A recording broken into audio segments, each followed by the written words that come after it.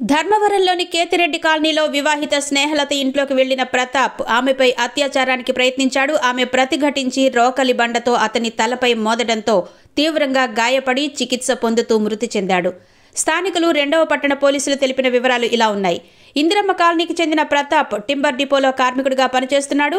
అతనికి అర్చనతో వివాహం కాగా ఆమె మృతి చెందింది. కొంతకాలంగా కేతిరెడ్డి కాలనీలో నివాసముంటున్న వివాహిత స్నేహలతను లైంగికంగా వేధిస్తున్నాడు. ఆమె భర్త నాగరాజు ఇంట్లో లేని సమయంలో ప్రతాప్ వెళ్లాడు. స్నేహలతపై అత్యాచారానికి ప్రయత్నించగా ఆమె రోకలి బండతో తలపై కొట్టింది.